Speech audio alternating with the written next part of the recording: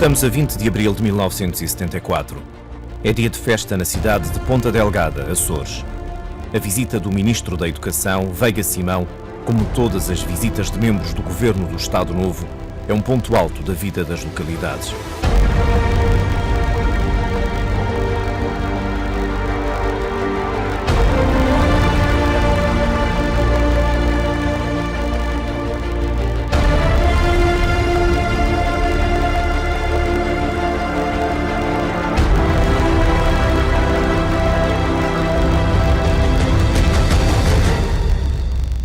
No mesmo dia, no Funchal, o Governador Civil da Madeira, Daniel Farrajota Rocheta, inaugura a exposição de flores do Ateneu Comercial do Funchal, conhecida na altura como a Festa da Flor. Comparecem as mais altas individualidades do distrito. O assunto tem honras de cobertura no Noticiário Nacional da RTP.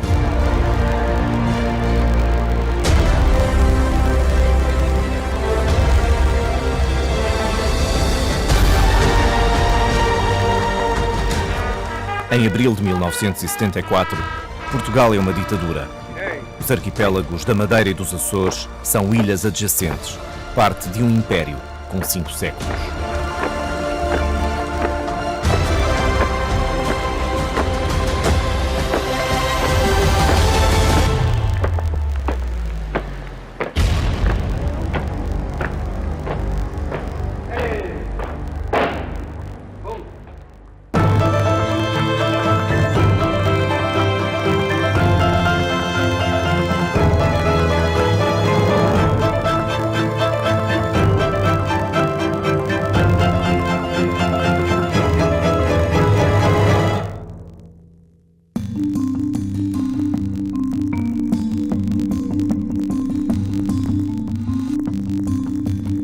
O capitão de mar e guerra, Farrajota Rocheta, é novo no cargo de Governador Civil da Madeira.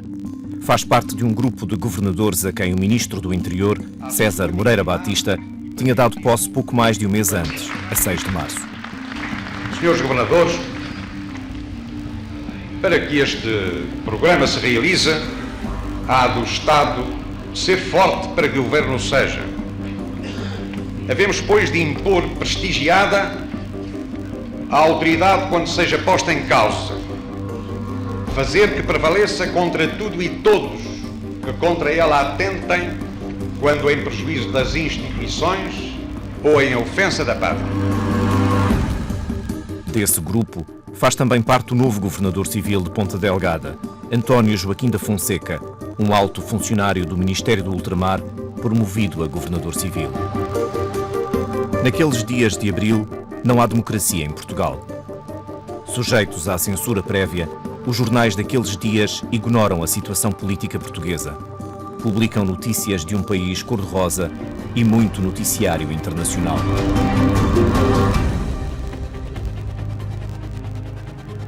Em Lisboa, a metrópole, governa um só partido, transformado em 1970 em Ação Nacional Popular. A Polícia Política, a PIDE, ganha a sigla de DGS, Direção-Geral de Segurança, mas o propósito é o mesmo: vigiar e reprimir a população. Estas mudanças fazem parte da chamada Primavera Marcelista, uma tentativa de arejamento do regime levada a cabo por Marcelo Caetano, o ditador que ocupa o lugar de Salazar em 1968. Académico respeitado, professor de Direito, é o presidente do Conselho de Ministros, o chefe do governo.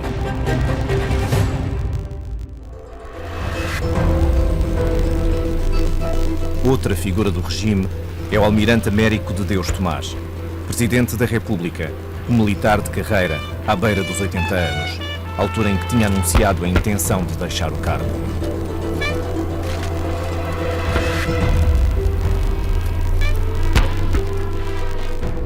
O poder da ditadura portuguesa, o Estado Novo, abrange um território espalhado por África, Macau e Timor. Na Índia, não reconhece a anexação dos estados de Goa, Dio e Damão, feita pela União Indiana em 1961. A guerra há mais de uma década que é travada em Angola, Moçambique e Guiné-Bissau.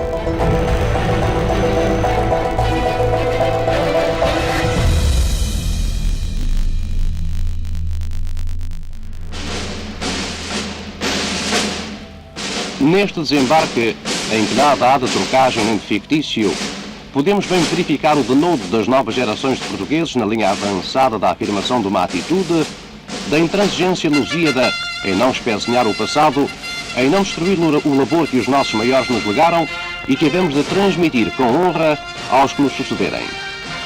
No mato, empenhado contra um inimigo traiçoeiro, o soldado português é, sobretudo, a personificação de um herói, um novo herói que troca os desvarios e comodidade de uma vida balofa pelas grandes certezas de quem sabe o que é o dever e a honra. O conflito representa mais de 8 mil mortos, entre os mais de 148 mil mobilizados. O regime português vive em isolamento. As restantes potências europeias já tinham garantido a autodeterminação às suas antigas colónias. Portugal permanece orgulhosamente só.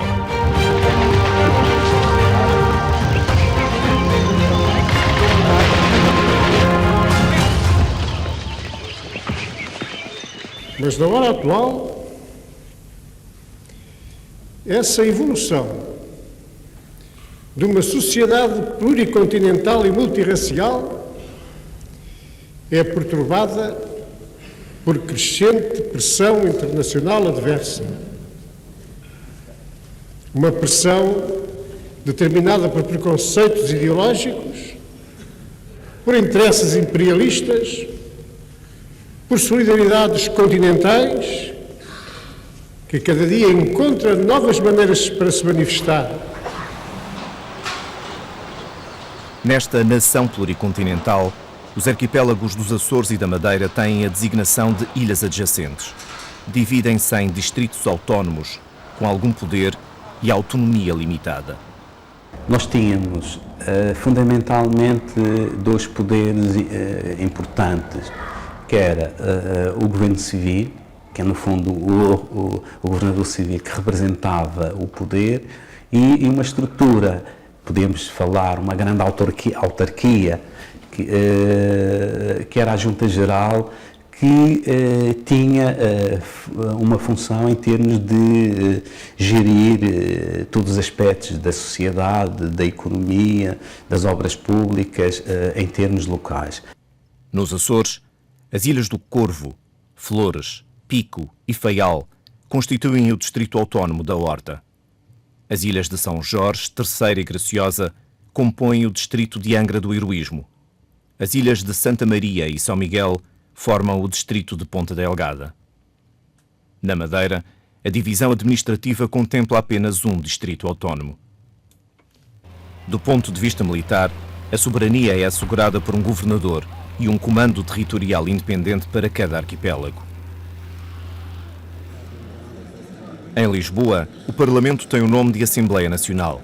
É dominado pela Ação Nacional Popular, que nas eleições de 28 de outubro de 1973 concorreu sozinha, elegendo todos os 150 deputados. Sem condições para eleições livres, a oposição desistiu da corrida. Os trabalhos da 11ª legislatura iniciam-se a 15 de novembro de 73. Aguarda-se a chegada do Sr. Professor Dr. Marcelo Caetano. No Parlamento estão representados todos os territórios portugueses, desde o Minho até Timor. Das ilhas adjacentes, viajaram no total 10 deputados, de todos os distritos autónomos. Funchal e Ponta Delgada, com 3 representantes cada. Horta e Angra do Heroísmo, com 2.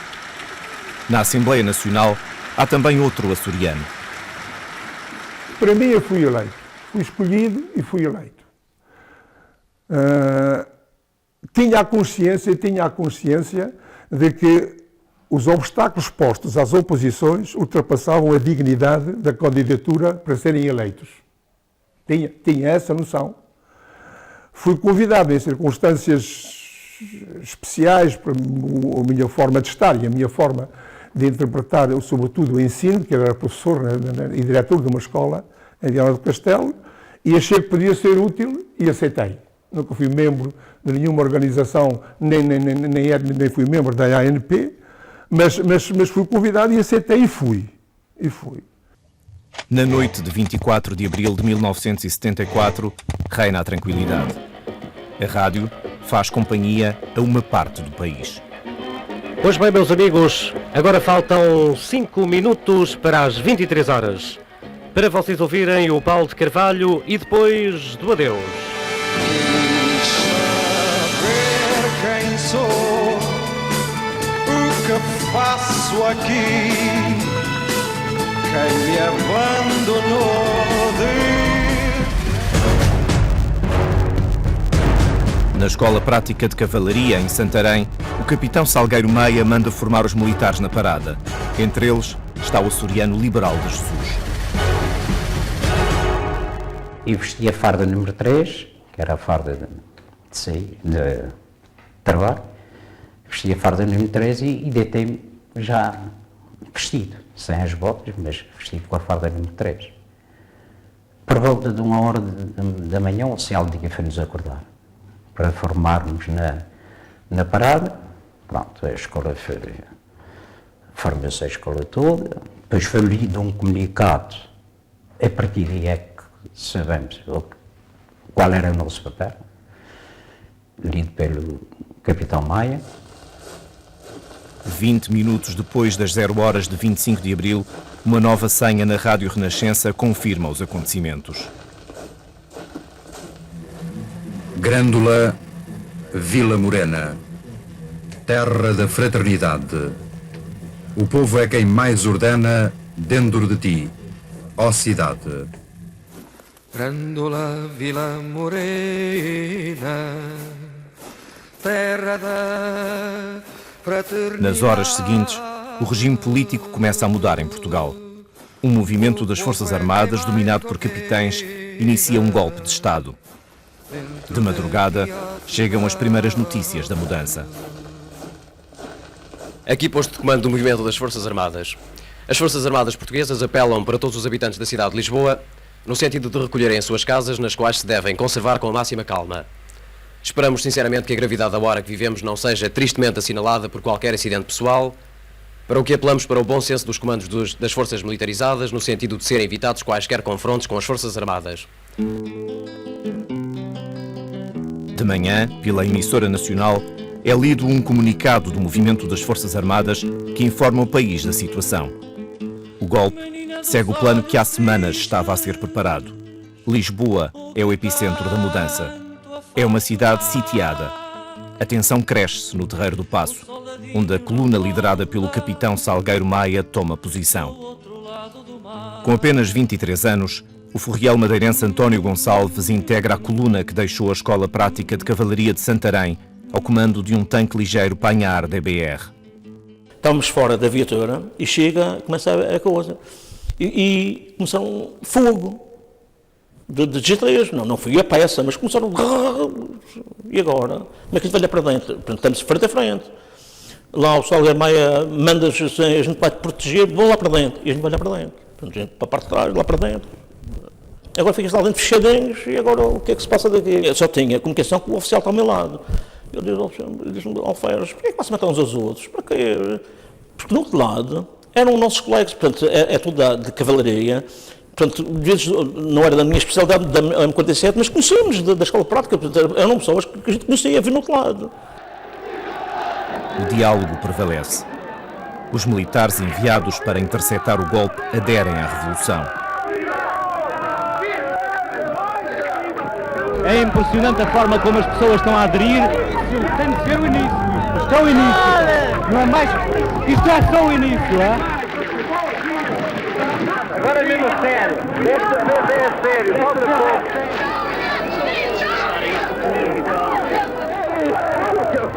O novo objetivo é seguir para o Quartel do Carmo, sede da Guarda Nacional Republicana, onde Marcelo Caetano está refugiado desde a madrugada.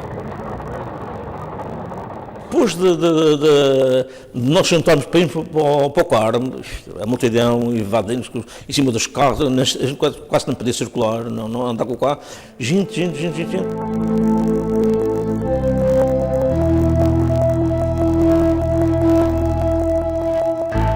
Nas ilhas, quase nada acontece.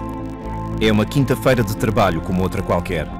As escolas e serviços públicos funcionam normalmente. As lojas abrem as portas. As pessoas circulam nas ruas, como todos os dias. Apanhados desprevenidos, os jornais da Madeira nada dizem sobre o movimento revolucionário em curso. Os acontecimentos só foram conhecidos já depois do fecho das edições. Na rádio, o emissor regional da emissora nacional limita-se à programação habitual. O acesso à informação apenas é possível pela captação de rádios do continente em alguns pontos da ilha. E a jovem televisão madeirense só à noite tem emissão. Nos Açores, também é dia de programação normal para o emissor regional. Nos jornais da manhã, as primeiras páginas refletem uma normalidade que já não é atual. Só os vespertinos das 3 capitais de distrito dos Açores publicam notícias da Revolução. Mas são ainda registros discretos, cautelosos e até de dúvida. Na Ilha Terceira, os militares portugueses da base das Lajes, com acesso privilegiado a comunicações, divulgam as notícias através da recém-criada Rádio Lajes, da Força Aérea Portuguesa. E eu acabo por ser um colaborador ativo dessa estação nessa altura. E ouvimos e seguimos com a atenção e com muita perplexidade enfim, todas as notícias que nos chegavam de Lisboa. Nós tínhamos, portanto, privilegiados porque tínhamos boas comunicações, portanto, e conseguíamos ouvir a própria emissora nacional em Lisboa e, portanto, até fomos acompanhando e retransmitindo algumas das coisas através das centesinhas, retransmitíamos na prosopria.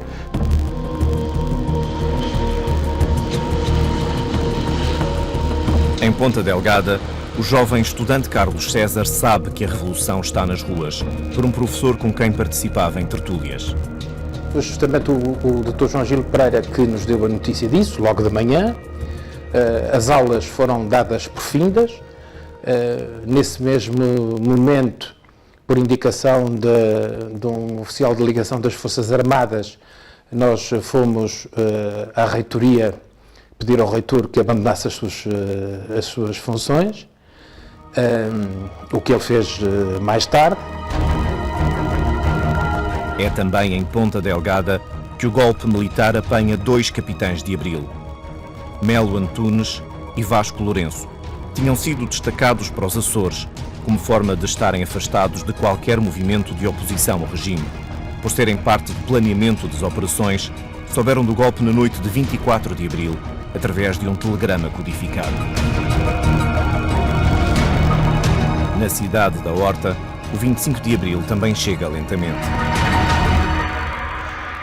Nessa altura, ainda aqui a vida normal começou, mas com o correr da manhã umas coisas foram fechando, outras foram ficando abertas, mas tudo se focalizou para saber, para seguir os noticiários que se iam produzindo nas diversas estações radiofónicas. Nessa altura, os Açores tinham a televisão, estava uma espécie de blackout, não existia, e, portanto, era pela rádio que se seguiam as notícias e toda a gente passou o dia acompanhando, uns com maior, outros com menor ansiedade, vendo em que é que ia dar a questão da revolução que tinha tido lugar nessa madrugada de 25 de Abril.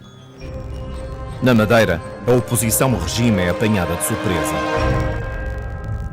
Eu confesso que fui apanhado de surpresa, apesar de já ter havido anteriormente aquele golpe, a tentativa de golpe nas Caldas da Rainha, mas mesmo assim fui apanhado de surpresa porque não pensei que fosse tão eficaz, tão rápido como aconteceu.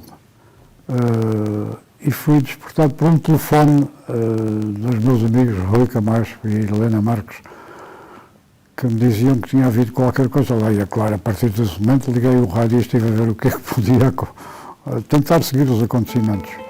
No Comércio do Funchal, um jornal editado na Madeira, mas com expansão nacional e um dos títulos de oposição ao regime, a noite de 24 para 25 de Abril tinha sido de fecho da edição e expedição do semanário. Na madrugada, temos conhecimento que tinha tido golpe. Primeiro com apreensão, porque o receio nosso é que tanto poderia haver um golpe liderado por militares contrários à continuação da guerra, ou da chamada corrente ultradireitista, que tinha como um dos dos generais visíveis, o Causa da Riaga, que tinha sido governador militar de Moçambique.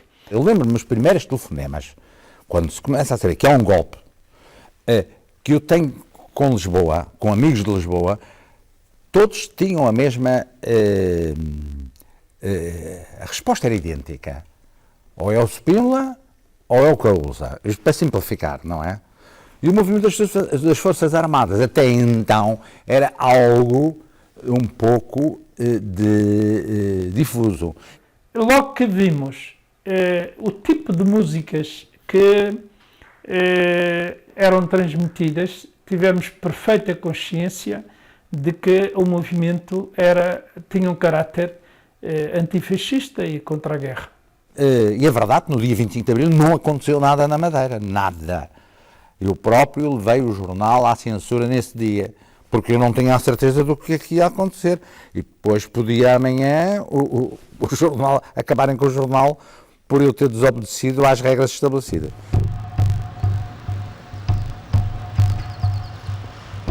Na falta de contactos oficiais, as autoridades dos distritos autónomos permanecem na incerteza. No Comando Militar da Madeira, o Major Faria Leal, chefe de Estado-Maior, sabe do golpe, mas não por uma via oficial. A primeira pessoa que soube fui eu, e por uma ironia do destino, foi a minha mulher que me telefonou.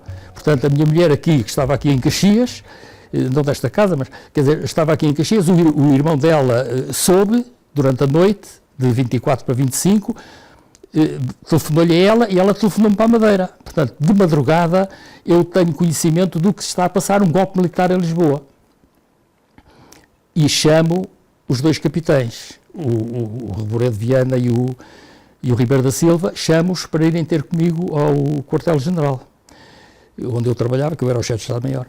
E ali, depois, começámos a fazer telefonemas às pessoas, de lá, avisei, bati à porta do brigadeiro, o Vasco António Lopes-Deira, que vivia dentro do Palácio de São Lourenço, tem lá a sua residência, como tinha o governador civil, e pronto, e ali ficámos a tentar falarmos para Lisboa, a ver se sabíamos alguma coisa, o que é que se estava a passar, mas ninguém conseguiu saber nada.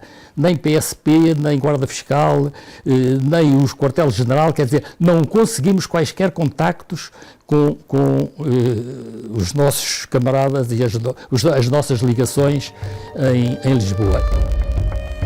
Nos meios militares, a hipótese de golpe era falada, mas a data e hora não eram conhecidas. No BI-19, no Funchal, até o comandante do quartel foi surpreendido pelos acontecimentos. O comandante, que era um tenente-coronel, veio cá abaixo ao quartel-general, já não foi para cima. E então havia um indivíduo que era o segundo comandante, passou a comandante em treino, por ordem do quartel-general. E eu fiquei em segundo comandante, também em treino, até que as coisas se resolvessem. E depois, entretanto, aquilo começou a andar e recompôs-se os quadros normalmente. Na manhã de 25 de abril, uma flotilha da Marinha de Guerra Francesa entra no porto do Funchal. É uma escala técnica de 3 navios, comandados pelo contra-almirante Philippe de Gaulle, filho do ex-presidente francês Charles de Gaulle. As autoridades do Distrito Autónomo são recebidas pelos franceses para um almoço a bordo. E estávamos a meio do almoço, quando me vieram chamar, Faria Leal, tens uma chamada do continente, querem falar contigo. Eu pedi licença na mesa, do almirante e tal, saí e fui subir aquelas escadas todas até lá acima e falei com Lisboa. De Lisboa era o comando da Revolução, era o comando da Pontinha, que queria falar comigo, por acaso aquilo lá também era a Pontinha, como se chama aquele fortezinho. E quem falou comigo foi o Major Vítor Alves, e depois também o Seixas Osório. Mas o Vítor Alves então disse assim: Faria Leal, o que se está a passar aqui é um golpe militar, isto ainda não está resolvido, isto ao meio-dia, isto ainda não está resolvido, ainda não temos aqui os presos, ainda não temos os prisioneiros que pretendemos, e depois telefono-te outra vez, mas tu aí é que os vais receber. Eu disse, atenção, olha que aqui há governador civil, há governador militar, nós não fizemos nada. Frei Leal, desenrasca-te.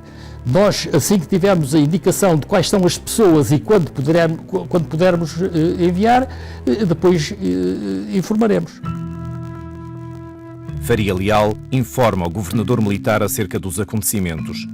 O almoço termina depressa.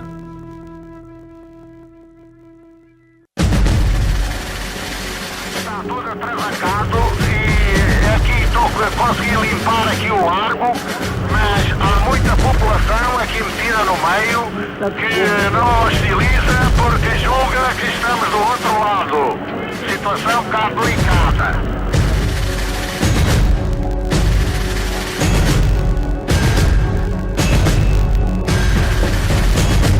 Em Lisboa, à porta do quartel do Carmo, é improvisado um dispositivo militar rodeado pela multidão.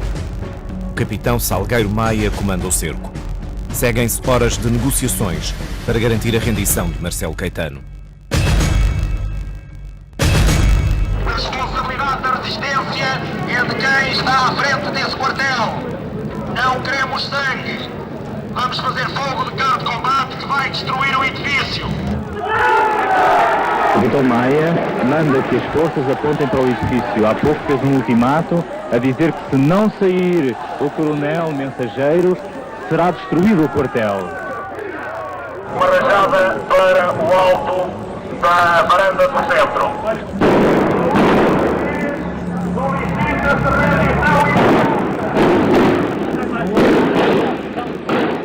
Nas negociações, ele mandou a bater a porta para nós entrarmos. Mandou a bater. Mas também houve aí uma coisa, uma inconsciência que penso que estas coisas podiam ter sido mal. Nós tínhamos, portanto, tínhamos uma granada na câmara, portanto, pronta para disparo. E a nossa sorte é que, portanto, o canhão, ao forçar o canhão, portanto, está solto, portanto, está manobrável, e o canhão, em vez de fazer o recuo, se ele pedisse o recuo direto, podia a granada acionar a granada. Só que, portanto, o que forçou a porta foi já os pneus e o próprio blindeado. Não foi o canhão resvalava. Julgo que estará a chegar alguém muito importante. Aproxima-se um carro, efetivamente, vocês têm cuidado. Possivelmente o general Spínola.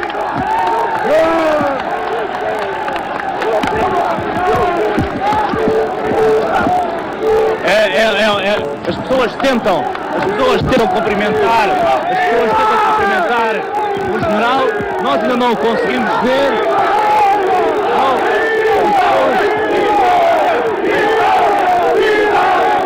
Ultrapassado pelos acontecimentos e para evitar que o poder caia nas ruas, Marcelo Caetano rende-se. São, neste momento, 18 horas e 39 minutos. Começam a movimentar-se as viaturas de guerra que aqui estiveram frente ao quartel do Carmo. Uma vaia tremenda da multidão.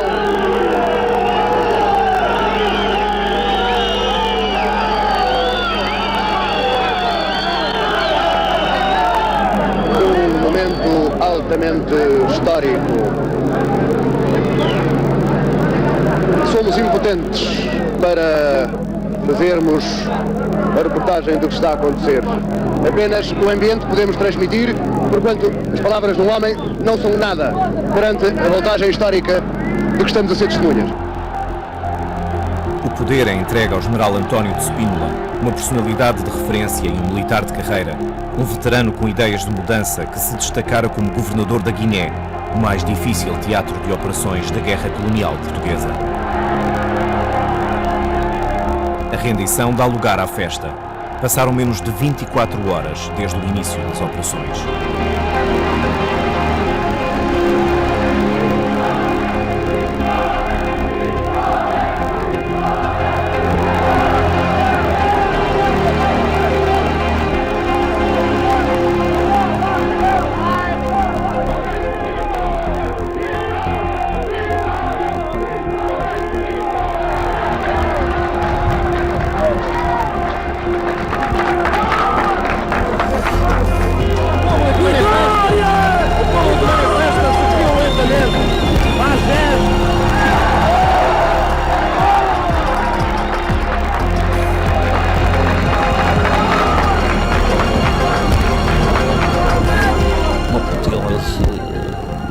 maluca. A população invadia supermercados e dava-nos alimentos, mas davam-nos alimentos meios, uma perna de porco, um presunto, coisas inteiras e bebidas. E deve-se dizer que depois o ambiente ficou um pouco mais eufórico. Bebida, dinheiro, tabaco, dinheiro, até davam dinheiro, porque foi uma euforia. Isso não impede que agentes da Polícia Política, a PIDE-DGS, ainda abram fogo sobre a multidão. Começa o tiroteio. São 21 horas e 20 minutos.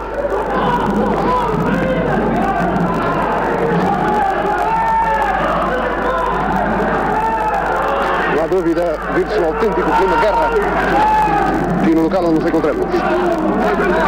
Começaram a disparar. Mataram-nos ali um gato de cima. O exército não consegue segurar este povo ali em cima. O gajo fez. O gajo veio se entregar. O gajo revistaram. E depois, pá, às tantas, o povo mata, não mata. O gajo começou a fugir para matar-lo. Como? Mas o que é que foi? Assistiu? Foi a PIDE que matou agora um soldado. Acabou agora de matar um soldado. Sai daqui, sai daqui! Deste lado! Do lado daqui!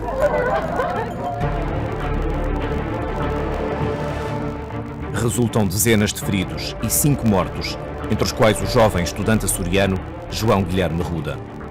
Nessa noite, em Ponta Delgada, apesar do sucesso do golpe, a censura ainda aguardava pelos jornais.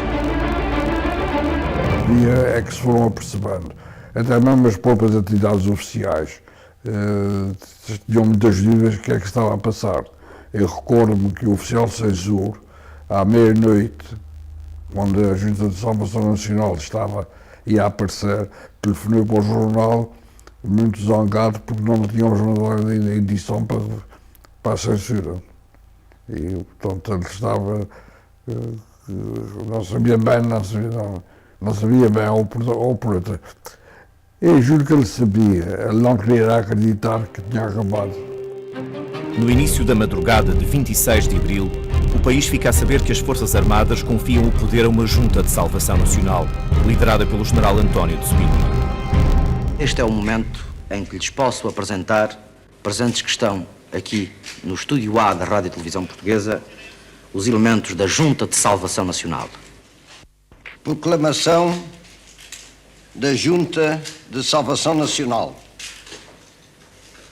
Em obediência ao mandato que acaba de lhe ser confiado pelas Forças Armadas, após o triunfo do movimento em boa hora levado a cabo pela sobrevivência nacional e pelo bem-estar do povo português, a Junta de Salvação Nacional a que presido, constituída por imperativo de assegurar a ordem e de dirigir o país para a definição e consecução de verdadeiros objetivos nacionais, assume perante o mesmo o compromisso de garantir a sobrevivência da nação como pátria soberana no seu todo pluricontinental. Na manhã seguinte, a revolução é finalmente notícia nos jornais insulares. O tema domina as primeiras páginas e as delegações da emissora nacional dão finalmente eco à revolução. Todos os organismos dos vários setores da vida madeirense encontram-se em pleno funcionamento numa demonstração de pleno civismo e de autêntica consciência nacional. O povo açoriano, nesta hora decisiva para o futuro da pátria portuguesa, deu prova cabal do seu civismo, demonstrando grande serenidade e calma perante os acontecimentos. O dia 25 de abril já foi um dia de alegria, sobretudo quando nos apercebemos que esse golpe tinha sucesso e que tudo se encaminhava para uma alteração significativa no poder. A primeira ideia era de que o que vinha era para melhor. Portanto, havia pelo menos essa ideia.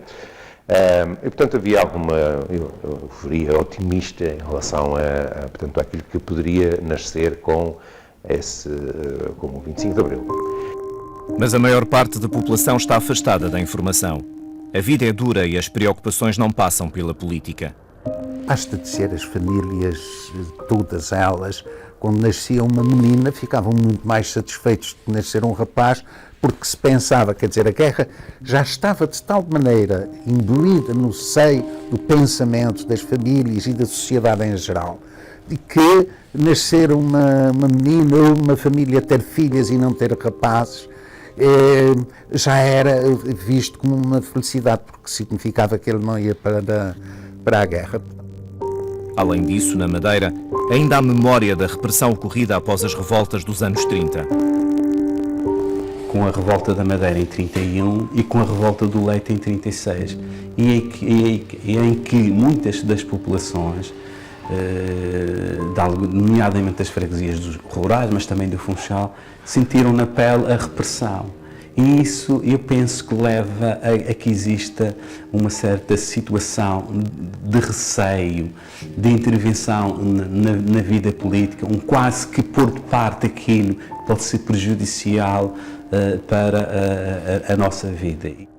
O medo afastou grande parte do sentido crítico e a população tornou-se cautelosa. O movimento político vai ser um movimento praticamente só de alguns. Há quem diga de iluminados, mais formados politicamente, e até aquela classe política madeirense, um pouco aguerrida na década de 20 e 30, reclamando autonomia, reclamando direitos, praticamente desaparece, acomoda-se ao sistema. A Madeira esteve a ver o que se passava lá primeiro, antes de tomar uma posição. Era uma medida de cautela, mas também, talvez, devo dizer, um seguidismo que era entre o covarde e o analfabeto. As pessoas não se interessavam pela política porque não tinham ligações a atividades políticas exteriores do país. O país era retrógrado, não só na Madeira, mas em todo o território nacional. E isso afastava também, deliberadamente, as pessoas eram mantidas à parte. Uma das primeiras preocupações da Junta de Salvação Nacional foi o que fazer com os líderes do regime deposto. Em resposta aos jornalistas, António de Spínola confirma a decisão. Partiram já de avião para o Funchal. Na Madeira, as autoridades sabiam desde a tarde de 25 de abril que iriam receber prisioneiros, mas desconheciam o dia e hora da chegada. O brigadeiro, nessa altura, então, chamou o governador civil e ficámos os três, o governador civil, o governador militar e eu. E eu disse, vamos receber aqui os ex-governantes, aqueles que foram demitidos, mas que ainda não se sabe quem são, e que serão mandados para cá. Portanto, nós temos é que arranjar instalações aqui no forte, aqui no Palácio de São Lourenço. Mas, o Sr. Major está-nos a dar ordens? Quer dizer, Sr. Governador, eu não estou a dar ordens nenhumas, eu estou a dizer aquilo que recebi do comando do golpe e que me estão a dizer para se fazer isto. Se os senhores quiserem, muito bem, se não quiserem, não, vamos ver, vamos arranjar e tal, vamos arranjar aqui lugares nos hotéis e tal. Nos hotéis não pode ser. Se o senhor Governador não tem lugar aqui no quartel-general, o senhor Governador vai para o hotel e aqui as instalações do Palácio ficam realmente para as pessoas que vierem do continente. Pouco depois das 9 da manhã de 26 de abril, um avião aproxima-se do aeroporto de Santa Catarina. Em terra, são tomadas medidas de segurança. Não queríamos movimentos de forças ali na Madeira, aquilo era muito turismo, não é? Portanto, eu e os capitães até fomos à civil, vestidos à civil, carros à civil, mas tínhamos junto ao aeroporto duas secções com militares, mas que estavam arredados, podia haver qualquer coisa, e portanto tínhamos preparado uns militares à parte que estavam lá junto ao aeroporto. Estava no aeroporto, recebo a indicação de Sr. Major Faria Leal, ouve-se nos micros, Major Faria Leal à torre de controle. E lá fui, Fomos à torre de controle, deram-me um micro, senhor Major Frederico, sim senhor, deram-me um micro e falo com o avião. Está, tal. Daí baixo, quem é que está em baixo?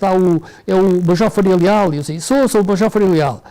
Olha, quando é que saíste da Academia Militar? Eu, sim, saí das filhas. Foi, não me lembro já agora a data, mas disse-lhe a data.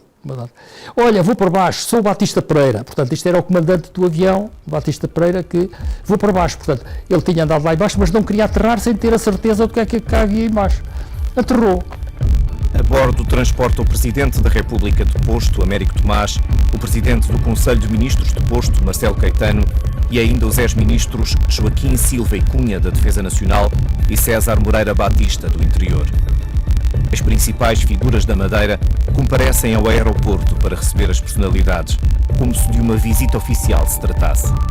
Quem sai do avião é um primeiro sargento paraquedista, Picanço Gonçalves, metralhadora e tal. Bem, quer dizer, eles vinham de um golpe militar e vinham armados e vinham a fazer a escolta aos prisioneiros. Abrem a porta e deparam-se com um grupo de civis ali à frente deles e ficam assim admirados. Então isto não está tudo na mesma revolução, no mesmo golpe. Começam ali a conversar e dizem, meus senhores, vamos lá ver, o homem comandante da escolta é que vai dizer como é que entrega os prisioneiros, como é que se faz esta entrega. Eu só entrego uma escolta também armada e tal. Pronto, então meus senhores, tenho que chamar os meus militares. E tive que chamar os meus militares, os que estavam cá fora, fizemos uma coluna em que as pessoas entraram todas nas viaturas civis nossas, o paraquedista, o Picanço, e o próprio comandante do avião, o tenente-coronel, veio também connosco na escolta e viemos todos para o Funchal, para o Palácio de São Lourenço, com os prisioneiros. Longe da euforia de outros tempos, a viagem para o Funchal foi discreta. Eu montei a guarda ao Palácio, tanto à parte civil também, nós tínhamos só a parte militar, não é com a guarda. Montámos guarda também à parte militar, pedimos ao governador civil para os instalar na parte civil e nós fomos fazer o auto de entrega dos prisioneiros, que já devem ter visto. Os dois ex-ministros pedem para comprar produtos de higiene pessoal. Acompanhados por uma escolta, vão a uma loja nas imediações. Eles estiveram fora do quartel aí uns 20 minutos. Ninguém tirou uma fotografia, mas soube-se logo. Andam a passear pelo Funchal, os presos andam a passear pelo Funchal. Portanto, foi um fait que serviu para criticar a nossa atuação, mas não houve inconveniente absolutamente nenhum. Eles voltaram para o Palácio e ali estiveram.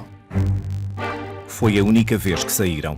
No restante tempo na Madeira, permanecem no Palácio de São Lourenço, onde as visitas estavam autorizadas. Nos dias seguintes são demitidos os elementos dos governos civis dos distritos autónomos dos Açores e da Madeira, ficando a responsabilidade da gestão a cargo dos secretários. As instalações da PIDE-DGS e da Legião Portuguesa são desmanteladas e são recolhidas armas e arquivos. O poder fica na mão dos governadores militares, em nome da Junta de Salvação Nacional. O contra-almirante Décio Braga da Silva, nos Açores, e o brigadeiro António Lopes da Eira, na Madeira. Nos dois arquipélagos são criados gabinetes de informação que emitem comunicados diários, dando conta à população do evoluir dos acontecimentos. De Lisboa, chega a ordem para que tudo se mantenha a funcionar. A Madeira goza de uma longa reputação turística. Os hotéis continuam a receber hóspedes e os passeios turísticos pela ilha prosseguem. Na noite de 27 de abril, realiza-se como previsto a eleição da Miss Madeira. A professora eventual de liceu, Ana Maria Gama Silva, de 18 anos, torna-se vencedora numa cerimónia cheia de requinte. Mas esta normalidade aparente não acalma a inquietação. A revolução tarda em chegar. A presença dos ditadores não é bem aceite no Funchal. E isso foi uma coisa que nos irritou, quer dizer, o grupo mais próximo do jornal, pessoas e outras pessoas que conviviam connosco, achavam que aquilo era um pouco insultuoso, porque era tratar a Madeira como a Madeira é uma coiseca qualquer que está para ali, uma terriola, onde as pessoas não se mexem para nada. Bom, tinha o tal jornal Comércio do Funchal, mas pronto, tirando isso, não acontecia nada. A Madeira não acontecia nada. Os jornais começam a publicar mensagens de apoio à Junta de Salvação Nacional. São oriundas dos mais diferentes quadrantes das sociedades açoriana e madeirense. Há quem peça saneamentos e faça denúncias. Esse sentimento de que havia alguém que denunciava, que se tinha que ter, mesmo quem fosse um simples oposicionista, tinha que escrever com pseudónimo. As pinchagens, por questões de liberdade, eram todas feitas durante a noite. Isso fez com que aquela marca, esse sentimento de revolta afogado durante tantos anos, se tivesse transbordado. Atenção, vejamos as coisas, não são denúncias gratuitas a dizer que o Zé da Esquina fez uma patifaria. Não, é o caso do Rui Vieira, por exemplo, que era o presidente da Junta Geral do Distrito Autónomo do Funchal, que não se demitiu imediatamente a seguir ao 25 de Abril, devia-se ter demitido, por uma questão de princípio, de respeito pela sua função. Ele era um homem do regime, era. Os telegramas de apoio e as denúncias são uma volumosa correspondência que continua nas semanas seguintes. O grupo de inquilinos do Palácio é reforçado a 29 de abril com a chegada de Ana Maria Caetano, filha de Marcelo Caetano, e ainda Gertrudes e Natália Tomás, mulher e filha de Américo Tomás. Habituada a outro tipo de visitas, Gertrudes Tomás ainda sugeriu um passeio pela ilha, mas foi informada de que isso não seria possível. Nesse mesmo dia, o governador militar da Madeira, figura próxima do regime deposto, dá uma conferência de imprensa onde explica a sua situação e a do arquipélago, procurando acalmar os ânimos. Esclarece que Marcelo Caetano e Américo Tomás ocupam os aposentos destinados aos visitantes ilustres e que, apesar da residência fixa e vigilância apertada, não estão impedidos de contactar seja quem for. Explica também que tem a confiança da Junta de Salvação Nacional. No dia seguinte, António Lopes da Eira é demitido.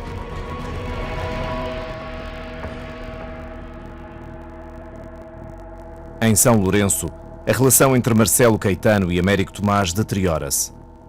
Havia um grupo que era o ex-presidente da República, a mulher e a filha, que até almoçavam e jantavam à parte. E depois havia outro grupo, que era do governo, do ex-governo, com a filha do Dr. Marcelo Caetano, que ainda é viva, não é? E que também tinham as refeições à parte. E não se davam muito, quer dizer, aquilo havia uma desinteligência entre esses dois grupos. Mas nunca me preocupei com isso, não é? Durante o tempo passado em São Lourenço, Marcelo Caetano utiliza esta sala no Baluarte Sul. Aproveita para escrever e olhar muitas vezes o mar e a avenida. Foi aqui que a 1 de maio assistiu a uma das maiores manifestações que o Funchal já viu, aos gritos de liberdade e aos festejos. O 1º de maio simboliza o despertar de uma nova esperança, o viver de um sonho. A revolução chegava, finalmente.